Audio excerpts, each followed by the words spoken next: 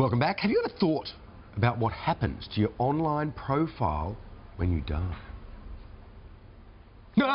Probably not. Well, you may be surprised to know that there are more than 30 million Facebook accounts belonging to deceased people. That is a lot. Active accounts. That is a lot. It turns out there are risks associated with these accounts. So to discuss what they are and other questions, we are joined by Pouyan Afshar, co-founder of eClosure.com.au. Good to talk to you, Pouyan. So first up, there are two components of your company. There's eWishes and eClosure. Talk us through them. Sure.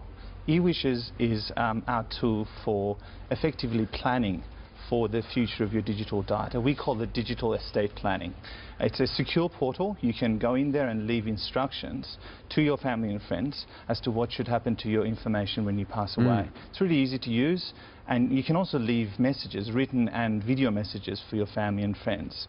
eClosure is a service where we arrange for the closure of social networking profiles belonging to deceased family and friends.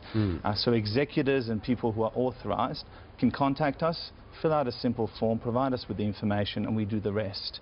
We go and talk to the social networking sites and make sure that those accounts are closed, all their processes are followed, and that information is secure. Pouyan, if you don't go through that process, if you just let your accounts, you know, drift in the ether of cyberspace, well, I mean, are there risks involved? There are very serious risks involved. We've identified two broad areas. The first is that if you let your account just sit there and be accessible by people, it could be accessible by people who are undesirable, such as hackers, digital fraudsters, cyber criminals, and people who use that information for identity fraud. And we found that, for example, in the United States, 2.5 million annually, 2.5 million identities of dead people are stolen there. How does that affect the dead person and their family? Well, it can have legal effects, in effect, on the estate, on their goods, and on their families. I mean, another effect is the personal effect on the person, because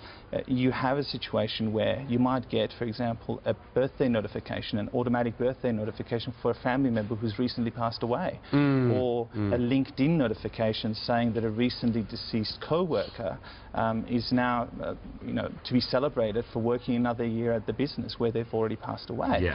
That can cause a lot of upset. And it's what you're saying, that the financial risk is that a fraudster gets in, uses your account, runs up a bill, and therefore that debt is then going to be the responsibility of the estate, and presumably there would, you know, be some recourse, but it means a lot of hassle for family members. That's right, that's right. And that information being out there, the difficulty is that you have no real control over what happens to it, and if you leave the account be, it's difficult to get into the account because these social networking sites block unauthorised people getting into the accounts.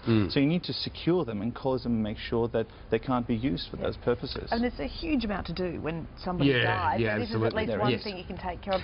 With a lot of the social networking sites, I mean, the information, according to the contract, the information you place on the site belongs to them. That's right. But presumably they're quite amenable to doing the right thing in these circumstances. Well, they are amenable, but they, unfortunately, I mean, the big five, say Pinterest, Facebook, Google+, LinkedIn and Twitter, they do have policies to deal with this, but they're very complicated procedures to follow, and each of them has different requirements of documentation and information, and you've got to go through a big rigmarole to get that information. So eClosure knows that process. That's right. That's right. Yeah, and does it for you. Right, so people can do it themselves. You offer the service. Just very quickly, about how much is it?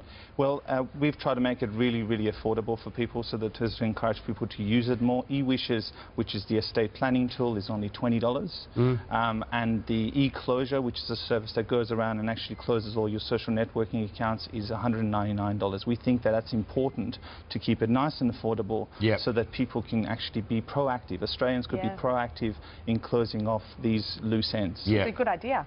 Thanks, Pouyan. We'll put all the details on our website. Wonderful. Thank you very much. Remember to log off when you log out.